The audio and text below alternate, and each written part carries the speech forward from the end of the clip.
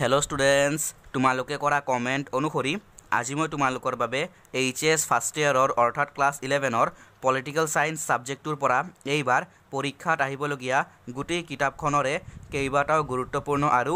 Common important question answer লৈ আহিছোঁ। গতিকে আজিৰ ভিডিঅ'টো তোমালোকৰ বাবে খুবেই গুৰুত্বপূৰ্ণ হ'ব। তোমালোকে ভিডিঅ'টো একদম শেষলৈকে চাই যোৱা। এতিয়া তোমালোকৰ পলিটিকেল ছায়েন্স ছাবজেক্টটোৰ দুটা ভাগত ভাগ কৰা হৈছে। এইচএছ ফাৰ্ষ্ট ইয়াৰৰ অৰ্থাৎ ক্লাছ 11ৰ পলিটিকেল ছায়েন্স ছাবজেক্টটোক দুটা ভাগত ভাগ কৰা হৈছে। পাৰ্ট এ ভাৰতীয় সংবিধান আৰু পাৰ্ট বি ৰাজনৈতিক তত্ত্ব। আজি মই তোমালোকক পাৰ্ট এ আৰু পাৰ্ট বি দুয়োটা পাৰ্টৰ পৰাই অৰ্থাৎ ভাৰতীয় সংবিধান আৰু ৰাজনৈতিক তত্ত্ব এই দুয়োটা পাৰ্টৰ পৰাই পৰীক্ষাত আহিবলগীয়া গোটেই কিতাপখনৰে common important selected question answer প্ৰদান কৰিম। তোমালোকে ভিডিঅ'টো ধুনীয়াকৈ শেষলৈকে চাই যোৱা। এতিয়া প্ৰথম প্ৰশ্নৰ পৰা মই আলোচনা কৰাই দিম একদম শেষলৈ, শ্বৰ্ট কুৱেশ্যন, লং কুৱেশ্যন, গোটেই প্ৰশ্নৰ উত্তৰ আজি তোমালোকক এই ভিডিঅ'টোৰ মাধ্যমেৰে মই আলোচনা কৰাই দিম। আৰু তাৰ উপৰিও তোমালোকৰ কমেণ্ট অনুসৰি মই ইতিমধ্যে তোমালোকৰ বহুতৰ কমেণ্ট আছিলে যে তোমালোকক ইংলিছ ছাবজেক্টৰ ওপৰতো ভিডিঅ' লাগে, অৰ্থাৎ এইচএছ ফাৰ্ষ্ট ইয়াৰৰ ক্লাছ 11ৰ ইংলিছ ছাবজেক্টৰ ওপৰত আৰু এডুকেশ্যন ছাবজেক্টৰ ওপৰতো ভিডিঅ' লাগে। ইতিমধ্যে মই ইংলিছ ছাবজেক্টৰ ওপৰত আৰু এডুকেশ্যন ছাবজেক্টৰ ওপৰত ভিডিঅ' বনাইছোঁ। ইংলিছ আৰু এডুকেশ্যনৰ গোটেই কিতাপখনৰ পৰাই এইবাৰ পৰীক্ষাত আহিবলগীয়া কমন ইম্পৰ্টেণ্ট চিলেক্টেড কুৱেশ্যন এনচাৰৰ ওপৰত মই ভিডিঅ' বনাই আপলোডো কৰিছোঁ। তোমালোকৰ যিসকলে এতিয়ালৈ চোৱা নাই চিন্তা কৰিবলগীয়া অলপো বিষয় নাই। আজি মই এইটো ভিডিঅ'ৰ ডেছক্ৰিপশ্যনত ইংলিছ আৰু এডুকেশ্যন ছাবজেক্টৰ ভিডিঅ'ৰ লিংকটো মই দি দিম। তোমালোকে এইটো ভিডিঅ'ৰ ডেছক্ৰিপশ্যনত গৈ ইংলিছ আৰু এডুকেশ্যন দুয়োটা ছাবজেক্টৰ ভিডিঅ'ৰ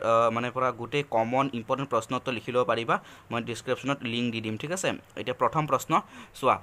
ভাৰতীয় সংবিধানৰ খচৰা সমিতিৰ অধ্যক্ষৰ নাম কি আছিল?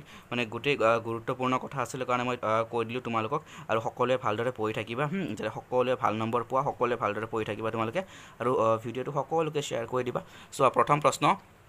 ভাৰতীয় সংবিধানৰ খচৰা সমিতিৰ অধ্যক্ষৰ নাম কি আছিল? Doctor B R Ambedkar. মনত ৰাখিবা, ডক্টৰ বি আৰ আম্বেদকাৰ। প্ৰশ্নটো তোমালোকৰ আগতো আহিছিলে পুৰণি কুৱেশ্যন পেপাৰ আৰু ইউনিট টেষ্টতো এইবাৰ আহিছিলে, আলোচনা কৰাই দিছিলোঁ। ইম্পৰ্টেণ্ট প্ৰশ্ন। পৰৱৰ্তী প্ৰশ্ন, ভাৰতীয় সংবিধানৰ এটা উৎস উল্লেখ কৰা। ভাৰতীয় সংবিধানৰ এটা উৎস হ'ল উত্তৰ ভাৰতীয় স্বাধীনতা আন্দোলন আৰু সেই সময়ত ৰচনা কৰা আইনসমূহ। 3 নম্বৰ প্ৰশ্ন, ভাৰতীয় সংবিধান সভাৰ সভাপতি কোন আছিল? ডক্টৰ ৰাজেন্দ্ৰ প্ৰসাদ। মনত ৰাখিবা, ইম্পৰ্টেণ্ট প্ৰশ্ন, doctor Rajendra Prasad. Next question, পৰৱৰ্তী প্ৰশ্ন, ভাৰতীয় সংবিধানৰ যিকোনো 4টা বৈশিষ্ট্য লিখা। প্ৰশ্নটো তোমালোকে পৰীক্ষাত পাবাই, হয়তো 4 মাৰ্কছৰ নহ'লে 2 মাৰ্কছৰ হিচাপে পৰীক্ষাত প্ৰশ্নটো পাবাই। চোৱা যে ভাৰতীয় সংবিধানৰ যিকোনো 4টা বৈশিষ্ট্য। উত্তৰ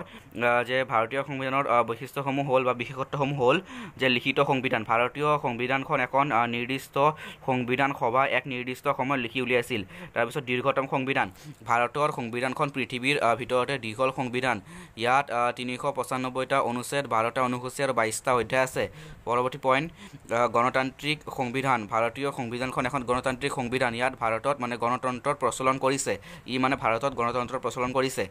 পৰৱৰ্তী পইণ্ট 4 নম্বৰ, মৌলিক অধিকাৰ। ভাৰতীয় সংবিধানত নাগৰিকসকলৰ বাবে কিছুমান মৌলিক অধিকাৰ সন্নিৱিষ্ট কৰা হৈছে। ইম্পৰ্টেণ্ট প্ৰশ্ন, মই আলোচনা কৰাই দিছোঁ, একদম ইম্পৰ্টেণ্ট প্ৰশ্ন। তোমালোকে ইয়াৰ পৰা 4 মাৰ্কছ বা 2 মাৰ্কছৰ কুৱেশ্যন পাবা। নেক্সট কুৱেশ্যন, পৰৱৰ্তী প্ৰশ্ন, ভাৰতীয় নিৰ্বাচনী সংস্কাৰৰ বাবে পৰামৰ্শ দিয়া। ভাৰতীয় নিৰ্বাচনী সংস্কাৰৰ ওপৰত প্ৰশ্ন পাবা। ভাৰতীয় নিৰ্বাচনী ব্যৱস্থাৰ ওপৰত তোমালোকৰ প্ৰশ্ন হ'ব। গতিকে এই প্ৰশ্নটো ভালদৰে মই আলোচনা কৰাই দি আছোঁ যে ভাৰতীয় নিৰ্বাচনী ব্যৱস্থাৰ সংস্কাৰৰ বাবে পৰামৰ্শ আগবঢ়োৱা। বা প্ৰশ্নটো তোমালোকক বেলেগকৈও দিব পাৰে, বেলেগ ধৰণৰ দিব পাৰে যে ভাৰতীয় নিৰ্বাচনী ব্যৱস্থাৰ সংস্কাৰৰ বাবে প্ৰয়োজনীয়তা কিয় আহি পৰিছে আলোচনা কৰা। তোমালোকে লিখিবা উত্তৰ যে চোৱা যে ভাৰতীয় নিৰ্বাচনী ব্যৱস্থাৰ বা ভাৰতীয় নিৰ্বাচনী ব্যৱস্থাৰ ক্ষেত্ৰত সংস্কাৰৰ প্ৰয়োজনীয়তা আহি পৰিছে বা সংস্কাৰৰ প্ৰাসংগিকতা কি আলোচনা কৰা, এই ধৰণে প্ৰশ্ন হ'ব তোমালোকৰ। বা ডাইৰেক্ট প্ৰশ্ন তোমালোকৰ 2018 চনতো আহিছিলে এই ধৰণে যে ভাৰতীয় নিৰ্বাচনী সংস্কাৰৰ বাবে পৰামৰ্শ দিয়া। তোমালোকে উত্তৰ একেই হ'ব। চোৱা যে 1 নম্বৰ, নিৰ্বাচনত যাতে ধন, বল আৰু বাহুবলৰ প্ৰয়োগ নহয় তাৰ প্ৰতি কঠোৰ দৃষ্টি ৰাখিব লাগে। 2 নম্বৰ পইণ্ট, নিৰ্বাচনী আচৰণ বিধি উলংঘন কৰাসকলক কঠোৰ শাস্তি প্ৰদান কৰা উচিত। তাৰপিছত 3 নম্বৰ পইণ্ট চোৱা, নিৰ্বাচনী আয়োগক অধিক স্বতন্ত্ৰতা আৰু ক্ষমতা প্ৰদান কৰা উচিত। তাৰপিছত 4 নম্বৰ পইণ্ট চোৱা, নিৰ্বাচনী প্ৰচাৰৰ সময়ত গণমাধ্যমসমূহৰ অপপ্ৰচাৰ বন্ধ কৰা উচিত। এই 4টা হৈছে পৰামৰ্শ, ঠিক আছে, নিৰ্বাচনী সংস্কাৰৰ বাবে আগবঢ়োৱা পৰামৰ্শ। পৰৱৰ্তী প্ৰশ্ন, নেক্সট কুৱেশ্যন, ভাৰতৰ ৰাষ্ট্ৰপ্ৰধান কোন? তেওঁৰ সাংবিধানিক পদ মৰ্যাদা আলোচনা কৰা। তোমালোকে এই প্ৰশ্নটো পৰীক্ষাত পাবা মানে ভাৰতৰ ৰাষ্ট্ৰপতিৰ ক্ষমতাৰ ওপৰত বা কাৰ্যাৱলীৰ ওপৰত প্ৰশ্ন পাবা তোমালোকে তেওঁৰ সাংবিধানিক পদ মৰ্যাদাৰ ওপৰত তোমালোকে লিখিব পাৰিবা ঠিক আছে মানে উত্তৰটো একেলগে ধুনীয়াকৈ লিখিব পাৰিবা মানে ইম্পৰ্টেণ্ট প্ৰশ্ন 6 মাৰ্কৰ মই আলোচনা কৰাই দিছোঁ বা বুজাই দিওঁ ধুনীয়াকৈ যে কেনেকৈ লিখিবা চোৱা উত্তৰ যে ভাৰতৰ ৰাষ্ট্ৰপ্ৰধান কোন ভাৰতৰ ৰাষ্ট্ৰপ্ৰধান হ'ল ৰাষ্ট্ৰপতি তেওঁৰ সাংবিধানিক পদ মৰ্যাদা সম্পৰ্কে তলত আলোচনা কৰা হ'ল চোৱা যে পইণ্টত লিখিবা যে ৰাষ্ট্ৰপতি হ'ল দেশৰ শাসন ব্যৱস্থাৰ মুৰব্বী তেওঁৰ নামতে দেশৰ শাসন কাৰ্য চলে ৰাষ্ট্ৰপতিৰ মানে ক্ষমতা আৰু কাৰ্যাৱলীৰ ওপৰত প্ৰশ্ন অহাৰ সম্ভাৱনা বহুত বেছি আছে আৰু তেওঁৰ সাংবিধানিক পদ মৰ্যাদাৰ ওপৰতো একেলগে প্ৰশ্ন আহে তোমালোকে ইয়াৰ পৰা ধুনীয়াকৈ একেলগে মানে উত্তৰটো লিখিব পাৰিবা একে হ'ব উত্তৰ চোৱা তোমালোকে পইণ্টত লিখিবা ভাৰতৰ ৰাষ্ট্ৰপতিৰ মানে ক্ষমতা আৰু কাৰ্য আৰু তেওঁৰ সাংবিধানিক পদ মৰ্যাদাৰ ওপৰত প্ৰশ্ন হ'বই দেই চোৱা তোমালোকে ধুনীয়াকৈ ইয়াৰ পৰা লিখিব পাৰিবা যে ৰাষ্ট্ৰপতি হ'ল দেশৰ মানে শাসন ব্যৱস্থাৰ মুৰব্বী ৰাষ্ট্ৰপতি হ'ল দেশৰ শাসন ব্যৱস্থাৰ মুৰব্বী তেওঁৰ নামতে দেশৰ শাসন কাৰ্য পৰিচালিত হয় তাৰপিছত ৰাষ্ট্ৰপতি হ'ল দেশৰ প্ৰথম নাগৰিক তেওঁ দেশৰ শাসন ব্যৱস্থা পৰিচালনাৰ বাবে মানে প্ৰধানমন্ত্ৰীকে আদি কৰি সকলো উচ্চ পদস্থ বিষয়াসকলক নিয়োগ কৰে আৰু পদচ্যুত কৰিব পাৰে 3 নম্বৰ পইণ্ট চোৱা যদিও ৰাষ্ট্ৰপতি শাসন ব্যৱস্থাৰ মুৰব্বী কিন্তু তেওঁ নাম মাত্ৰহে তেওঁ প্ৰকৃত ক্ষমতাৰ অধিকাৰী নহয় তাৰপিছত 5 নম্বৰ চোৱা 4 নম্বৰ পইণ্ট চোৱা যে ভাৰতৰ ৰাষ্ট্ৰপতি ব্ৰিটেনৰ ৰাণীৰ দৰে আলংকাৰিকহে তেওঁ প্ৰকৃত অৰ্থত মানে দেশৰ শাসন ব্যৱস্থাত প্ৰভাৱ বিস্তাৰ কৰিব নোৱাৰে তাৰপিছত 5 নম্বৰ পইণ্ট চোৱা যে ভাৰতৰ ৰাষ্ট্ৰপতিয়ে মানে প্ৰশাসন ব্যৱস্থাৰ সৌন্দৰ্য বৃদ্ধিতহে সহায় কৰে ইম্পৰ্টেণ্ট প্ৰশ্ন আমাৰ নেক্সট কুৱেশ্যন পৰৱৰ্তী প্ৰশ্ন যে ভাৰতীয় সংসদৰ আইন প্ৰণয়ন প্ৰক্ৰিয়াটো বৰ্ণনা কৰা প্ৰশ্নটো তোমালোকে এইবাৰ পৰীক্ষাত 6 মাৰ্কৰ নাইবা 4 মাৰ্কছৰ প্ৰশ্ন হিচাপে পৰীক্ষাত কমন পাবাই মই আলোচনা কৰাই দিছোঁ চোৱা যে ভাৰতীয় সংসদৰ আইন প্ৰণয়ন প্ৰক্ৰিয়াটো বৰ্ণনা কৰা উত্তৰ যে সংসদৰ কোনো সদস্যই উত্থাপন কৰা কোনো প্ৰস্তাৱ বা বিল আইনত পৰিণত হ'বৰ বাবে ই বিভিন্ন স্তৰ অতিক্ৰম কৰিব লাগে যেনে কোনো এজন সদস্যই কোনো এটা প্ৰস্তাৱ সংসদৰ যিকোনো এখন সদনত উত্থাপন কৰাৰ পিছত সেই সাধাৰণ প্ৰস্তাৱ বা বিলখনৰ সভাপতিৰ অনুমোদন ক্ৰমে প্ৰথম পাঠ কৰা হয় তাৰপিছত আৰু প্ৰথম পাঠৰ মানে অন্তত দ্বিতীয় পাঠ মানে অনুমতি সাপেক্ষে আৰম্ভ হয় দ্বিতীয় পাঠত কমিটি মানে পৰ্যায় অতিক্ৰম কৰি বিলখনৰ মানে প্ৰতিটো অনুচ্ছেদৰ ওপৰত মানে ভোট আৰু মানে আলোচনা কৰা হয় দ্বিতীয় পাঠৰ অন্তত বিলখন তৃতীয় পাঠলৈ প্ৰেৰণ কৰা হয় তৃতীয় পাঠৰ সময়ত বিলখনৰ ওপৰত সবিশেষ আলোচনা কৰা নহয় যদিও সদনৰ সদস্যসমূহে বিলখনত অনুমোদন জনোৱাৰ পিছত সভাপতিৰ স্বাক্ষৰসহ বিলখনত আনখন সদনলৈ পঠোৱা হয় তাৰপিছত নেক্সট পেৰাগ্ৰাফ আনখন সদনে বিলখন একেধৰণে গ্ৰহণ কৰিব পাৰে আৰু কিছুমান সংশোধনী প্ৰস্তাৱ তুলিব পাৰে বা বিলখনক নাকচ কৰিব পাৰে আনখন সদনে বিলখন গ্ৰহণ কৰাৰ পিছত ইয়াক ৰাষ্ট্ৰপতিৰ সন্মতিৰ বাবে পঠিওৱা হয় আৰু ৰাষ্ট্ৰপতিয়ে সন্মতি প্ৰদান কৰাৰ পিছত ই আইনত পৰিণত হয় এয়ে হৈছে ভাৰতৰ সংসদৰ মানে আইন প্ৰণয়ন প্ৰক্ৰিয়া ঠিক আছে ভাৰতীয় সংসদৰ আইন প্ৰণয়ন প্ৰক্ৰিয়া ইম্পৰ্টেণ্ট কমন প্ৰশ্ন নেক্সট কুৱেশ্যনলৈ যাম এতিয়া আমি নেক্সট কুৱেশ্যন পৰৱৰ্তী প্ৰশ্ন ৰাজ্যসভাৰ ক্ষমতা আৰু কাৰ্যাৱলীৰ ওপৰত তোমালোকৰ প্ৰশ্ন হ'ব চোৱা আলোচনা কৰাই দিছোঁ চোৱা প্ৰথম পইণ্ট প্ৰশ্নটো অতি ইম্পৰ্টেণ্ট গুৰুত্বপূৰ্ণ তোমালোকৰ ইউনিট টেষ্টতো আহিছিলে 6 মাৰ্কৰ হিচাপে মই আগতো আলোচনা কৰাই দিছিলোঁ ইম্পৰ্টেণ্ট কমন প্ৰশ্ন চোৱা যে ভাৰতীয় ৰাজ্যসভাৰ ক্ষমতা আৰু কাৰ্যাৱলীৰ বিষয়ে আলোচনা কৰা উত্তৰ আইন প্ৰণয়নমূলক ক্ষমতা অৰ্থ সংক্ৰান্ত বিলৰ বাহিৰে সকলো বিল ৰাজ্যসভাত উত্থাপন কৰিব পাৰি ৰাজ্যসভাৰ অনুমোদন অবিহনে কোনো বিল আইনত পৰিণত হ'ব নোৱাৰে কোনো বিল অনুমোদনৰ ক্ষেত্ৰত ৰাজ্যসভা লোকসভাৰ সমান ক্ষমতাশালী হয় তাৰপিছত অৰ্থ সংক্ৰান্তীয় ক্ষমতা ৰাজ্যসভাত কোনো অৰ্থ সংক্ৰান্তীয় বিল উত্থাপন কৰিব নোৱাৰি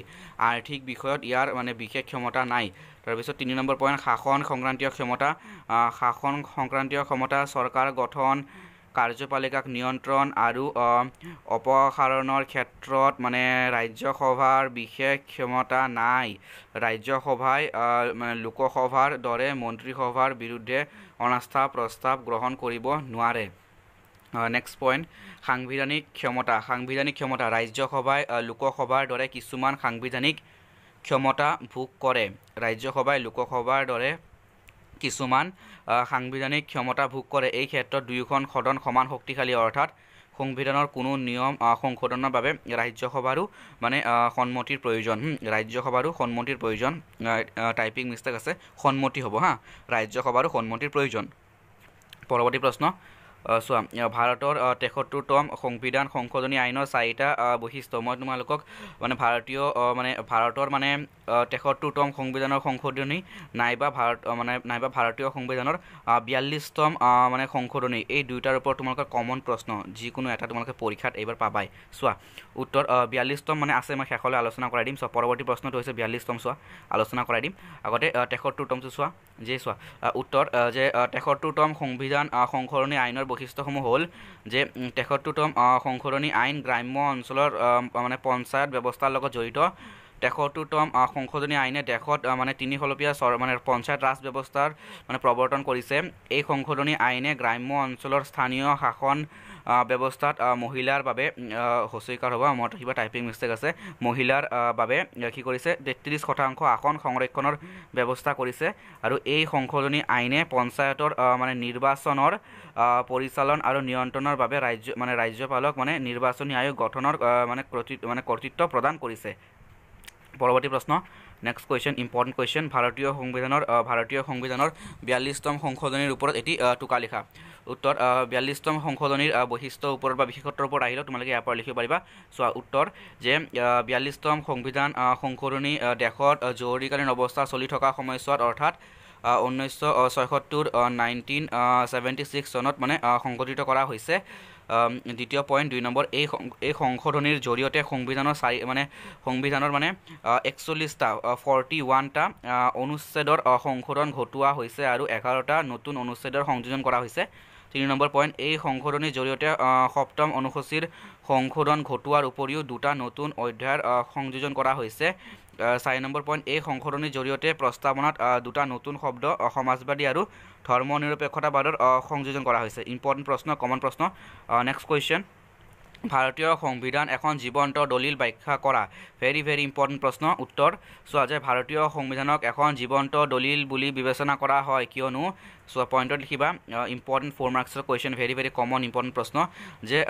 নম্বৰ 1 পইণ্ট সংবিধান সংশোধনীসমূহৰ জৰিয়তে সংবিধানখনে মানে পৰিৱৰ্তিত পৰিস্থিতিৰ লগত নিজকে খাপ খুৱাই ল'বলৈ সক্ষম হৈছে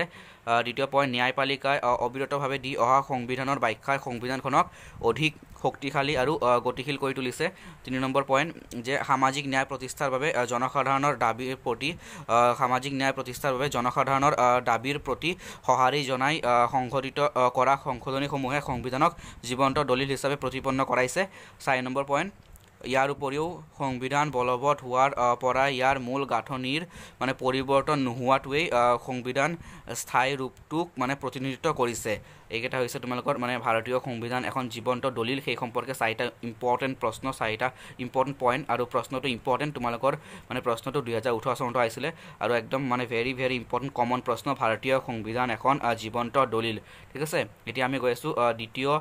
পাৰ্ট আমাৰ মানে পাৰ্ট বিৰ প্ৰশ্ন ৰাজনৈতিক তত্ত্বৰ প্ৰশ্ন এতিয়া আলোচনা কৰাই দিম মানে গোটেই প্ৰশ্নৰ উত্তৰ মানে শৰ্ট কুৱেশ্যন লং কুৱেশ্যন গোটেই মানে শৰ্ট কুৱেশ্যন লং কুৱেশ্যনৰ মানে প্ৰশ্নৰ উত্তৰ এইবাৰ পৰীক্ষাত আহিবলগীয়া কমন ইম্পৰ্টেণ্ট কুৱেশ্যন আনসাৰ গোটেইখিনি আলোচনা কৰাই দিম প্ৰথমতে শৰ্ট কুৱেশ্যন 1 মাৰ্কছৰ চোৱা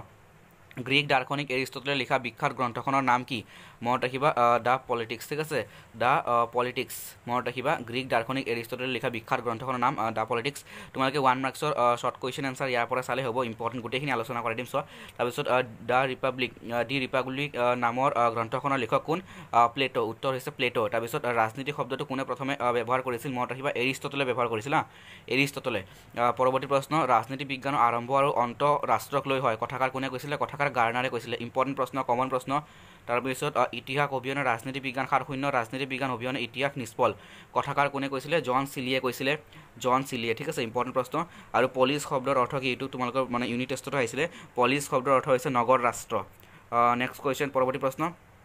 ৰাজনৈতিক তত্ত্ব কাক বোলে আৰু ৰাজনৈতিক তত্ত্বৰ ওপৰত এটা লং কুৱেশ্যন আছে মই দেখুৱাই দিম চোৱা এইটো হৈছে তোমালোকৰ ৰাজনৈতিক তত্ত্বৰ গুৰুত্বৰ ওপৰত কমন প্ৰশ্ন আগতে ৰাজনৈতিক তত্ত্ব কাক বোলে আলোচনা কৰাই দিওঁ চোৱা ৰাজনৈতিক তত্ত্ব কাক বোলে উত্তৰ ৰাজনৈতিক দিশ বা বিষয়সমূহক সাধাৰণ নীতিত সূত্ৰবদ্ধ কৰা বা নীতিগত ব্যাখ্যা আগবঢ়োৱা অংশটোক মানে ৰাজনৈতিক তত্ত্ব বুলি কোৱা হয় তাৰপিছত ৰাজনীতি বিজ্ঞান আৰু ৰাজনীতিৰ মাজৰ পাৰ্থক্য তোমালোকৰ প্ৰশ্নটো আগতো আহিছিলে ইউনিট টেষ্টতো আহিছিলে কমন প্ৰশ্ন পুৰণি কুৱেশ্যন পেপাৰতো আহি গৈছিলে ৰাজনীতি বিজ্ঞান আৰু ৰাজনীতিৰ মাজৰ পাৰ্থক্য চোৱা যে ৰাজনীতি বিজ্ঞানত উত্তৰ ৰাজনীতি বিজ্ঞানত ৰাষ্ট্ৰ আৰু চৰকাৰৰ ওপৰত আলোচনা কৰা হয় আনহাতে ৰাজনীতি কেৱল ৰাষ্ট্ৰ পৰিচালনাৰ দৈনন্দিন নীতি নিয়মৰ লগত জড়িত 2 নম্বৰ পইণ্ট ৰাজনীতি বিজ্ঞানত ৰাষ্ট্ৰৰ অতীত বৰ্তমান আৰু ভৱিষ্যত সম্পৰ্কীয় আলোচনা কৰা হয় আনহাতে ৰাজনীতিয়ে অকল ৰাষ্ট্ৰৰ ব্যৱহাৰিক দিশটোকে বুজায়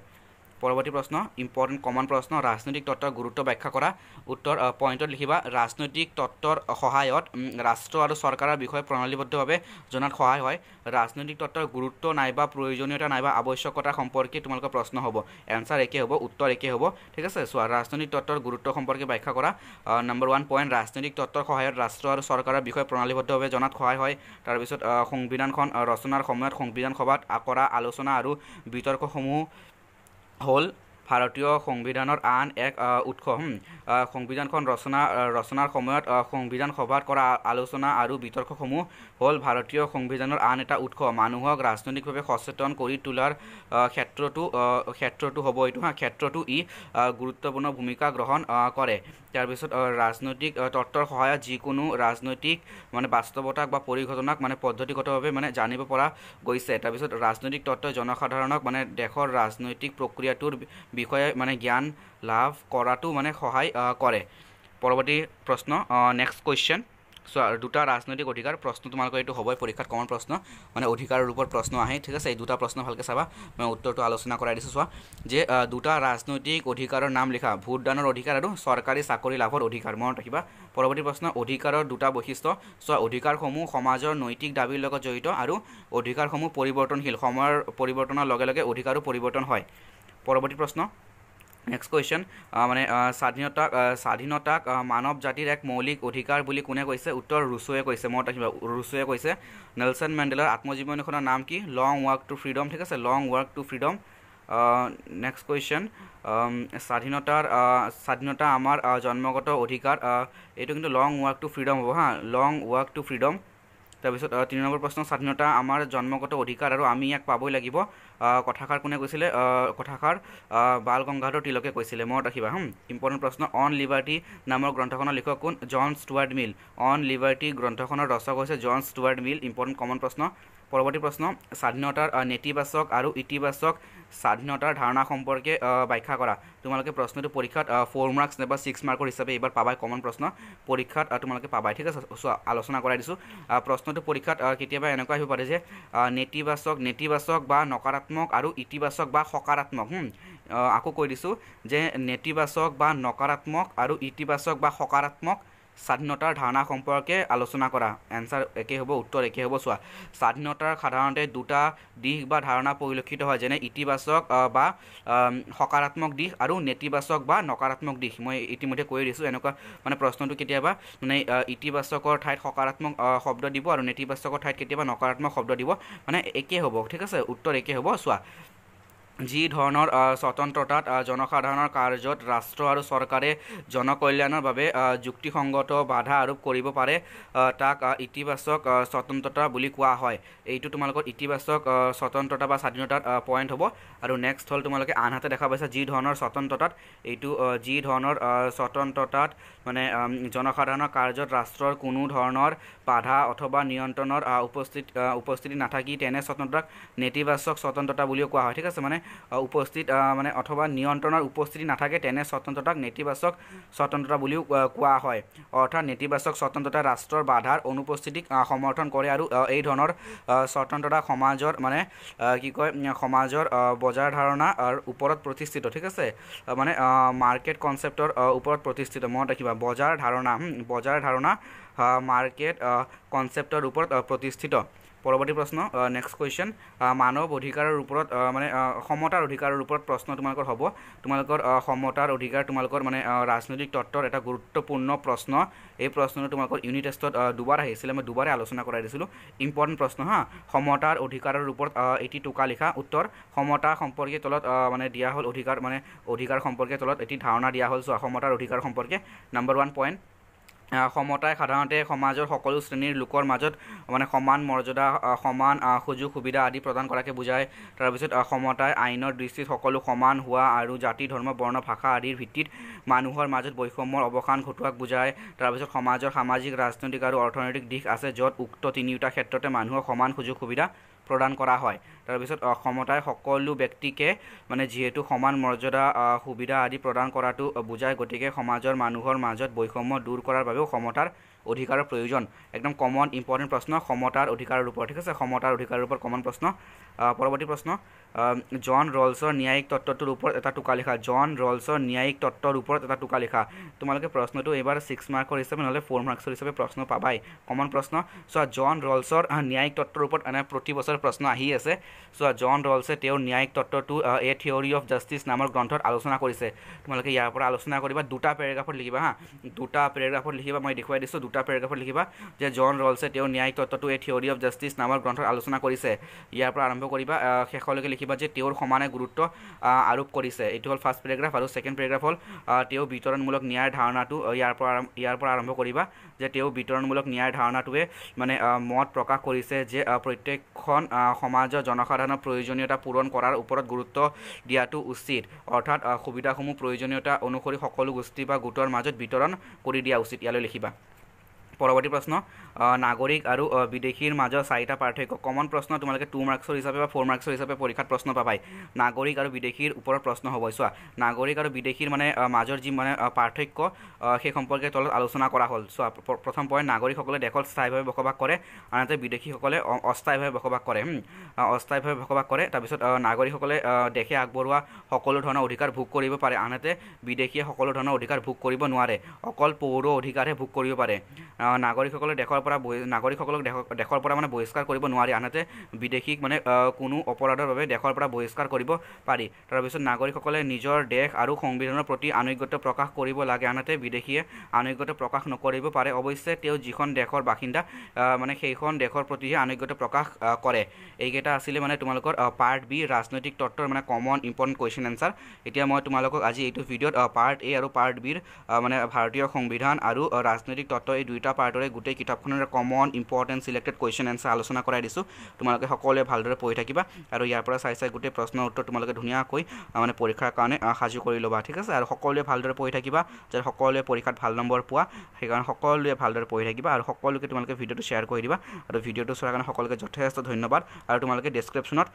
ইংলিছ আৰু এডুকেশ্যনৰ ছাবজেক্টৰ লিংকবোৰ পাই যাবা ইংলিছ আৰু এডুকেশ্যনৰ ছাবজেক্টৰ গোটেই কমন ইম্পৰ্টেণ্ট কুৱেশ্যন এনচাৰ মই আলোচনা কৰাই দিছোঁ তোমালোকে ডেছক্ৰিপশ্যনত ইংলিছ আৰু এডুকেশ্যনৰ ভিডিঅ' লিংকবোৰ পাই যাবা আৰু সকলোকে তোমালোকে ভিডিঅ'টো শ্বেয়াৰ কৰি দিবা আৰু ভিডিঅ'টো চোৱাৰ কাৰণে সকলোকে যথেষ্ট ধন্যবাদ ভিডিঅ'টো আজি আমি ইয়াতে সামৰিছোঁ